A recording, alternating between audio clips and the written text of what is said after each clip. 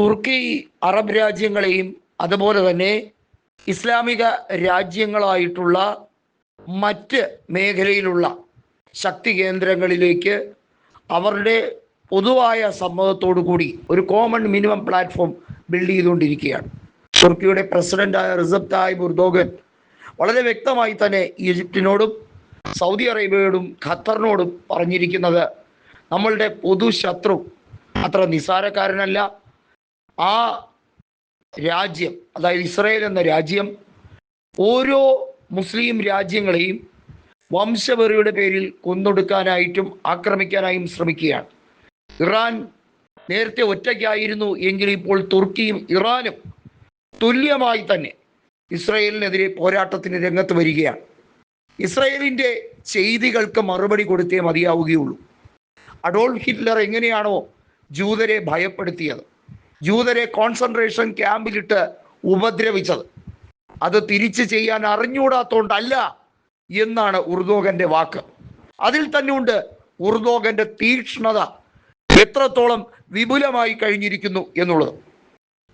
തുർക്കി സൈന്യം സുസജ്ജമായി തന്നെ പറഞ്ഞിരിക്കുന്നത്, ഞങ്ങൾ ആണവായുധം പ്രയോഗിക്കാൻ വരെ തയ്യാറായി നിൽക്കുകയാണ്, ഞങ്ങൾക്ക് എല്ലാ തരത്തിലും വിജയിച്ചേ മതിയാവുകയുള്ളൂ.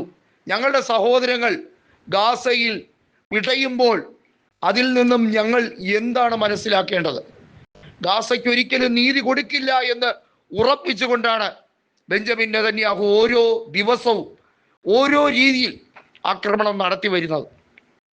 അത്യാധുനിക ബാലിസ്റ്റിക് സംവിധാനങ്ങൾ ഇറാന്റെ കയ്യിലും തുർക്കിയുടെ കയ്യിലും ഇല്ല എന്ന് നിങ്ങൾ വിചാരിക്കരുത്. അമേരിക്കയുടെ നയങ്ങളുമായി ഇനി മുന്നോട്ട് പോകാനും കഴിയില്ല. അറ്റോമിക് എനർജി സെന്ററിൻ്റെ, അതായത് അറ്റോമിക് ഏജൻസിയുടെ എല്ലാ രീതിയിലുള്ള സഹായവും ഇസ്രയേലിനും യൂറോപ്യൻ യൂണിയനും അനുകൂലമായി തന്നെയാണ് തുടർന്നുകൊണ്ടിരിക്കുന്നത്. അറബ് രാജ്യങ്ങൾക്കോ തുർക്കിക്കോ അതല്ലെങ്കിൽ മറ്റ് ഇറാന്റെ പ്രോക്സി ഗ്രൂപ്പുകൾക്കോ ഒരു രീതിയിലും നീതി കിട്ടില്ല എന്ന് പരിപൂർണമായി ഞങ്ങൾ മനസ്സിലാക്കി കഴിഞ്ഞിരിക്കുന്നു എന്ന് റിസെപ് തായിപ് എർദോഗൻ പറഞ്ഞിരിക്കുകയാണ്.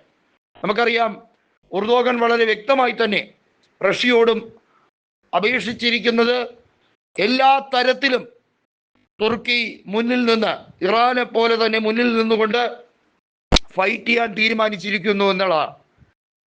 ഞങ്ങൾ പൂർണ്ണമായി ആഹ്വാനം കൊടുക്കുന്നു, ഇറാന്റെ പ്രോക്സി ഗ്രൂപ്പുകൾക്ക് ഞങ്ങൾ സുരക്ഷിത താവളം ഒരുക്കുമെന്ന്.